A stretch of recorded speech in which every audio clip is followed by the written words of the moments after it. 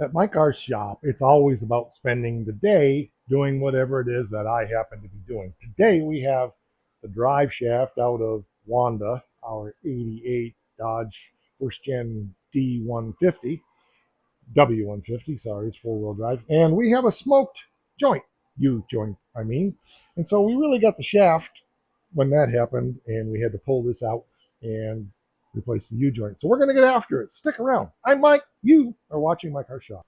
This is one of those jobs I've been putting off for a very long time. The last several loads of firewood that we hauled, I heard the squeaky, squeaky, squeak. And we got a joint that's drier than a popcorn fart and stucker than a stuck thing. And that's why it was definitely squeaking. And even though I did try greasing, it was too little, too late. I do need to tape up the one on that end so that my good joint doesn't fall apart and then we have needle bearings everywhere. And you know what I'm saying? So let's get that done. The joys of a slip style joint is that it's got U-joint straps on both ends. And when you take it out, and this joint is good, I checked it, the caps can just fall off while you're banging on the other end. I hate it when that happens because you end up with little needle bearings everywhere. And you can always find all of them but one. So that should keep the caps on there and be in good shape. And now we can get a screwdriver and go back here. It's definitely one nice thing about our universal tool mounting system, the MKS UTMS, is we can use it for all kind of stuff like this.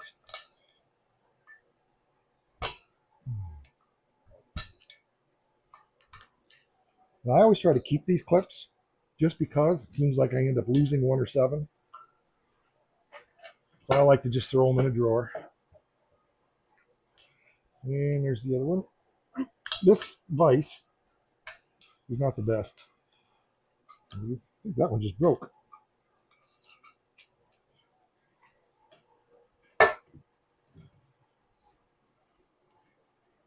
Nope, it didn't. Okay, it just rolled on me. So there we go. Two. Now, the way I do these is pretty simple.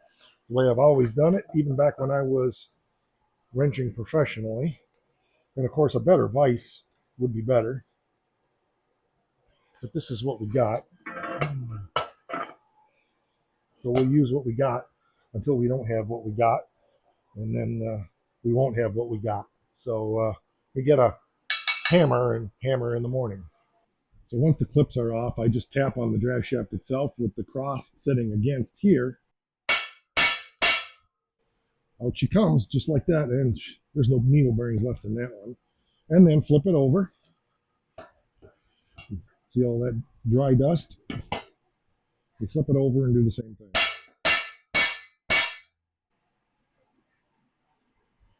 No idea what that is. Something just fell from somewhere.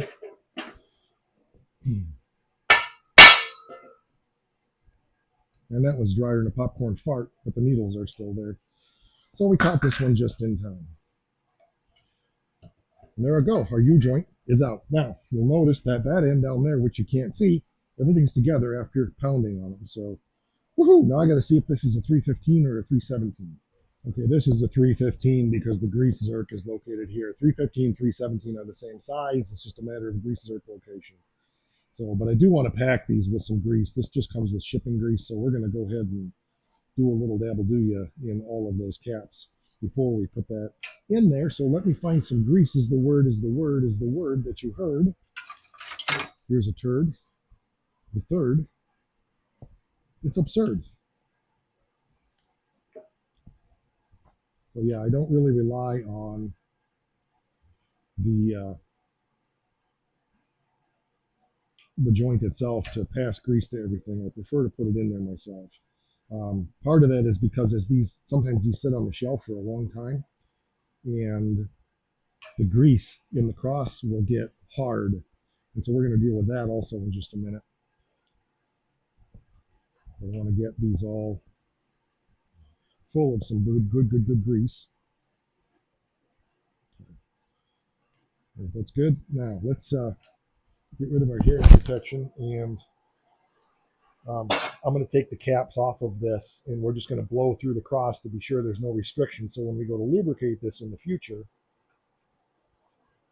we don't have any issues, and the grease should flow freely. through all areas. Like I said, that packing shipping grease that's in there can get like just plugs it up, and that's not good. All right, so I got my blowgun. And again, I found that shipping grease can clog up, so I just like to take and go. Yep, that was plugged. So was that one. Here we go. So now all my passages are nice and clear, so the grease will flow.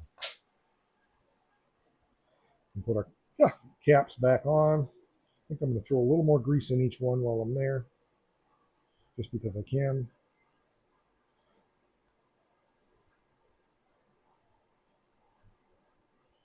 That's also filling the cross up. I used to years, 30, 40 years ago, yeah, probably 40 years ago, I put U-joints in and I'd grease them, and I feel like I wasn't getting grease in throughout all the caps. And U-joints wouldn't last, and I just thought it was like I was doing it wrong, or it was bad parts or whatever. And then I found out that that packing grease can plug up, and that's a real problem. Okay, now we need to get our C-clips on all four of these, and we need to put our Zerk in there. So let's get that done after we clean up a little bit here. Okay, our Zerk is on. Now I'm getting ready to put the clips on two. Not one, but two of the caps, because those are the ones that go with the strap bolting down. Okay, there's one. And then we don't put the clips on the other ones until after we get the U-joint assembled. So it's kind of hard on the old thumb. But, oops, shoot, that one went off. Dang it. All right, got to do that one again.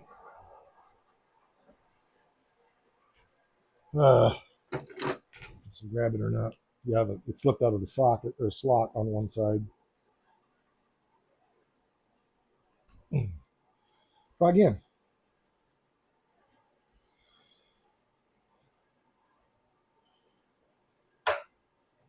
Hard to do this with greasy hands.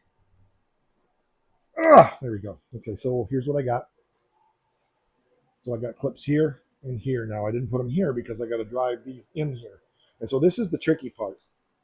This is where we say the quiet part out loud. What I personally prefer to do is take my joint, take the caps off both. Again, I'm going to move this over here so it's out of my way. And then I'll put this cap in here. And then I run the joint up like this. You see what I mean? So hold on, my cap's got to come out of there a second. So my goal is here, I'm trying to install, there we go. I'm trying to install my cap. Come on. I'm not sliding here. There we go. I'm trying to install my cap down on the joint as much as possible so I don't knock any of those needle bearings out. And then I just gently tap it in. Always rotating it like this to make sure that everything's staying in place.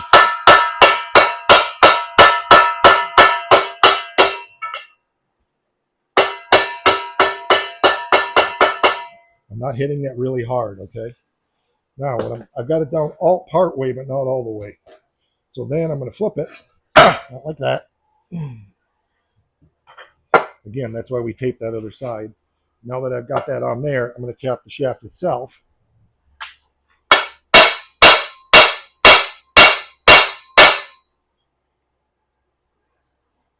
All right, a little more and our clip will be able to go through.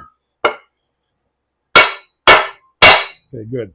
Not hitting it real hard, okay? We don't need to force anything. And then I'm going to do the same thing here. Pick that joint up, slip that down on there. And again, I hold the joint up in there so it holds the needle bearings as I just gently, while I'm rotating this, tap that down into place. Now, I know some people will probably blow a gasket because I'm tapping on the U-joint. The exact procedure I am showing you, if you're careful, I've been doing it this way for almost 40 years now. And once I figured out that plugged grease thing, I've not had a joint fail due to installation or anything like that in years and years. This is just the last time I put joints in this, probably over 20 years ago, and I quite frankly have not greased it like I should. So again, same thing. Okay, a little more. Checking it, make sure it's not tight. I'm just about able to get my C-clip on there now. And I'm hitting it right on the weld here, so there's a lot of material there. Okay, C-clip can get put on.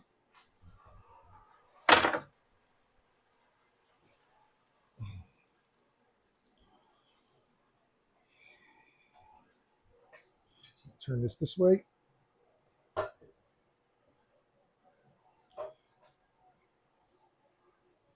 That C-clip should go in there okay. Ooh, ooh, ooh, ooh. This vise is needing some help.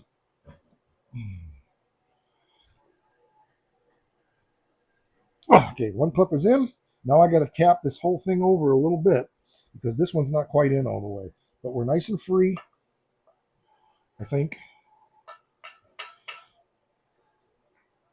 Unless a needle bearing fell, which I don't think it did.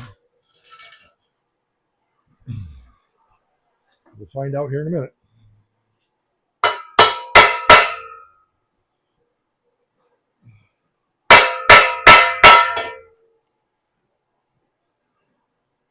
Can't quite see where I'm at here. Feels like it needs a little bit more. This is why I'm always so super careful to save those clips, because I dropped it and I can't find it. So we'll just reuse the old clip. That way the new one will show up immediately.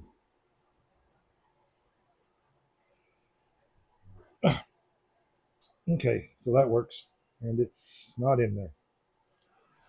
Oh, it's one of those days today when I guess everything wants to fight for your right to party.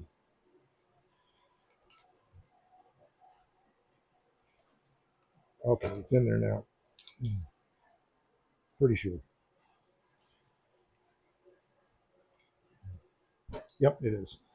Okay, so then the next thing that I do personally, again, it's not a major thing, but something that I've learned to do over the years, is once I'm in there, this joint feels a little on the tight side, okay?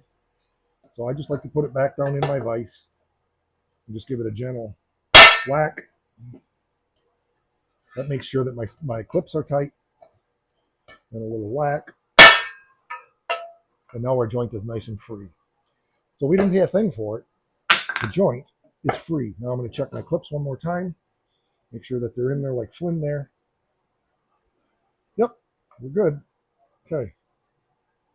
Just want to make sure that old clip is in the groove properly.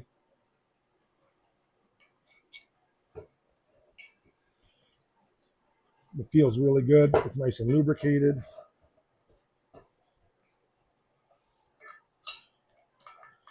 Yep, we're in. Okay, I'm going to just give it a little tap one more time just to be safe. Sure don't know what I did with that.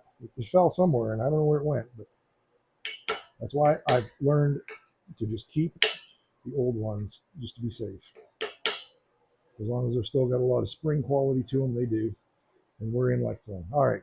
Now, that job is done, except I want to do a little on this end. Get my tape off.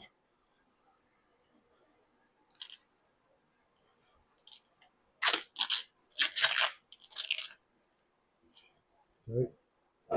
Ah, damn it. Didn't hurt anything, but it just ticks me off. There we go. That's better. All right. Yeah, this is still good. It's greasy. Feels good. Lots of grease in there. Nice and tight. Nothing's loose. But I'm going to pack some more grease into those anyway. Just because I can, because I'm there. Yeah, there's no wear on that shaft at all, so that's good. Well, obviously, I'm not taking it apart to put grease in the other ones.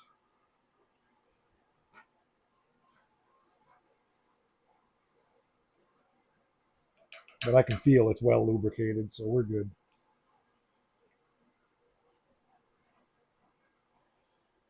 Okay, we are ready to put this back in the truck. I'm not going to film that because it's a pain in the butt laying on the ground. There's nothing you can see anyway. Well, there we go on that. It's all back together again.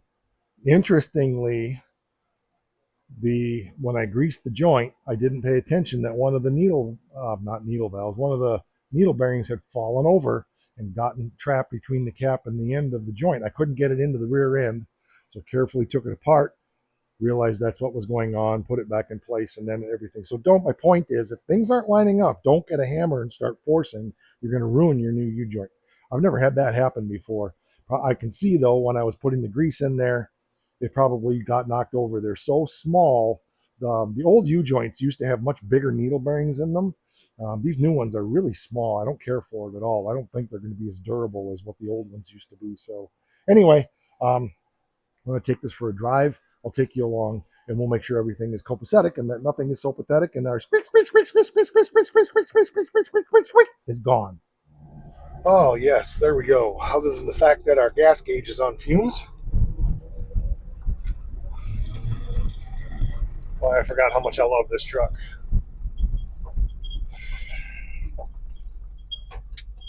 I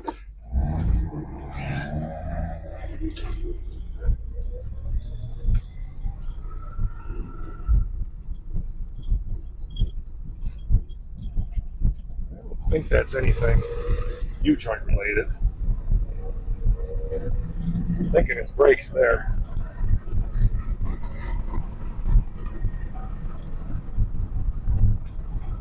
It's got a squeak.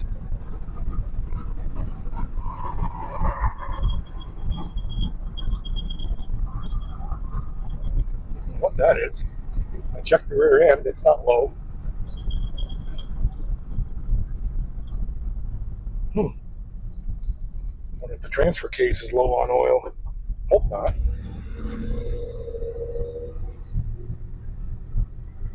U-joint is definitely not making noise now.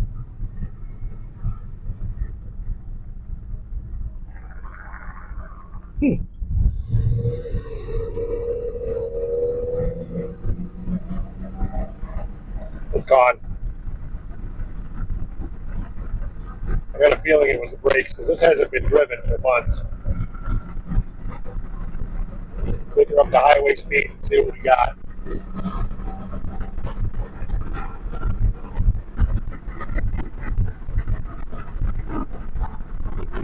Still hearing it once in a great while.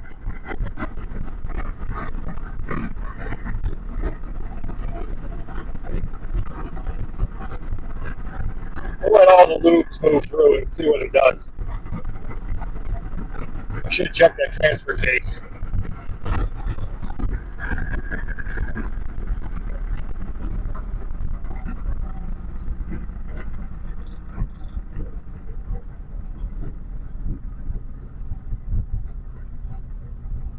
I've never heard that noise before. I've had a U-joint before for sure.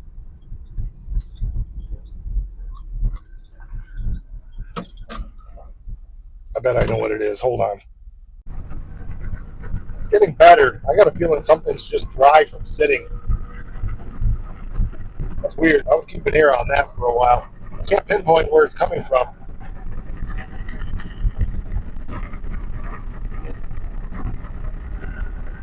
Yeah, it's definitely better than it was. But it hasn't been driven. This is end of July. This hasn't been driven probably since March or April, when I last got firewood. So it wouldn't surprise me. So I'll put some miles on it, I guess, and see what's going on with it. I'm hearing it again. That is the most bizarre thing. I will check the transfer case. I want to be sure that's got oil in it. So we'll go home and do that. Of course, it's going to be hot under there now. Yeah, it's not doing it from a dead stop anymore. It's just like mid-speed, and then it goes away. So I'm guessing something just needs all the lubricants circulating. I checked the rear end. It's a little low, but not that much. It's only down about that much. The other possibility is the dust seal on the rear end. I'm going to squirt a little PB blaster in that, where that all is in there, because it could just be there's something in there. It's a tinny squeak. It's not really a dry bearing sound.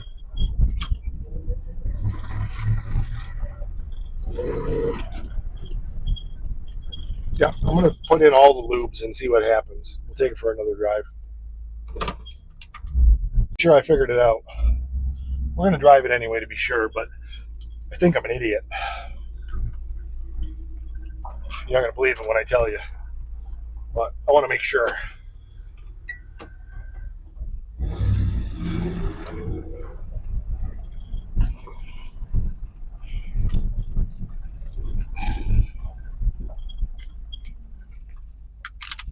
Okay, I got my meat belt on. I can already tell you it's gone. Yep, sounds like the old Wanda. I'll show you what it was. Just gonna go down to the corner and back. Make sure that everything is copacetic. Nothing is so pathetic. Temperature gauge is definitely whoosh, but it's hot out, so that's no surprise.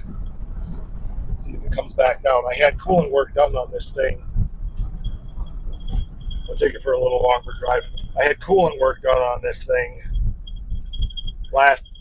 late last winter. Took it up and got the cooling system flushed and everything. So let's see if it pulls back.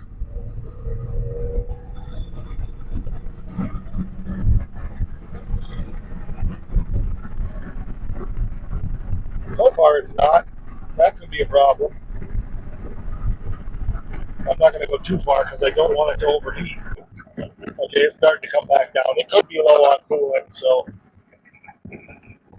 get some air flowing through it now, and it was pegged, but it's coming back down. So again, it hasn't been driven much. But I took it up and got the cooling system professionally flushed.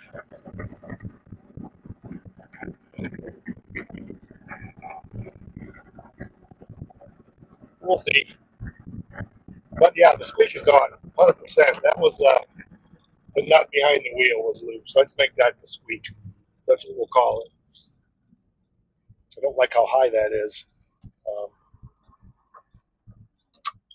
Probably should put a electric fan on this thing too. I don't know if the fan clutch is shot or not.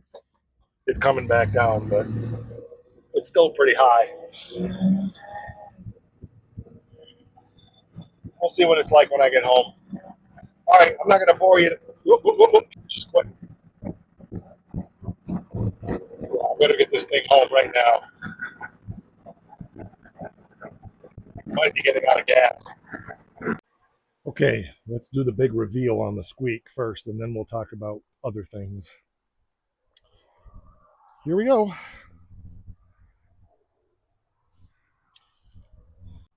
So I have my pintle hitch on there, and I had a chain through it that was just draped up over into the box. And apparently, when I went down the road, the chain fell out and was dragging back to about here and going down the road. That was my squeak. See, my air shock lines fell down. I'll have to fix that. So anyway, that's all that was. It was not really anything with the drivetrain at all. But it's quitting, and I think I got to get gas in it. It does this. This is why I don't drive this in the summer. It's only my winter hauler. It's like it gets hot and it just starts cutting out, and I thought I had it fixed. Now, it could be because it's really low on gas right now.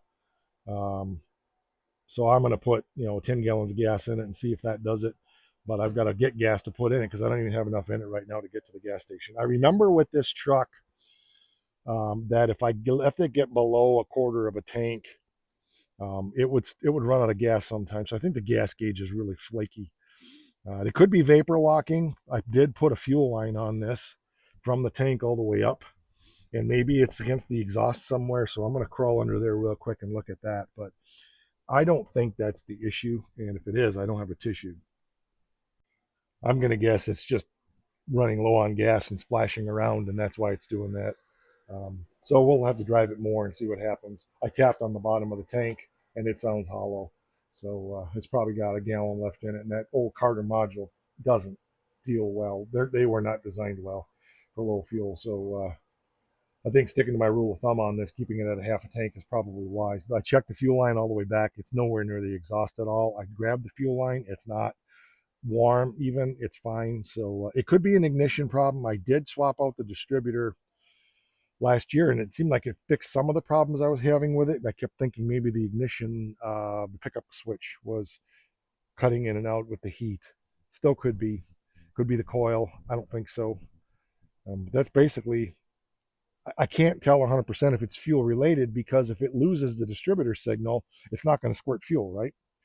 And if it loses the fuel, yeah, you'll hear the injectors clicking, but it's not going to squirt fuel.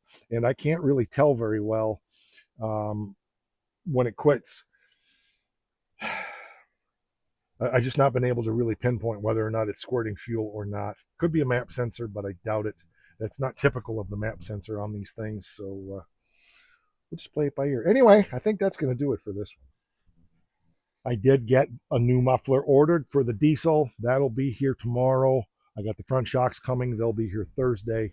And I want to get my trailer wiring run from the cab to the back before I put the box on. I think it'd be a good idea to get the muffler on. So I'll get that done this week. We'll see what next weekend brings. I do need to go over underneath Old Red and get all the box bolts out, which means I need to take time to go over there with some Croil or PB Blaster and soak down all those bolts. I'll do that yet today. I got one bolt in the back of the frame here on the diesel that I need to get cut out because it's broke off. All the rest of them are clear. There's only 6 bolts that hold that on there. So yeah, so Wanda's back on the road to be used. I do need to go get firewood with it. We've got a guys camping week coming up here. It's our 14th or 15th annual guys camping week. They'll be here in a few weeks, and I don't have firewood for that, but a friend of mine called me today and she said, hey, my neighbor has a bunch of firewood for you. So I'm going to go get that, and that'll do it. So like, share, subscribe. There's channel memberships for as little as $5 something a month. And one more thing, don't forget, because it's important. Rah!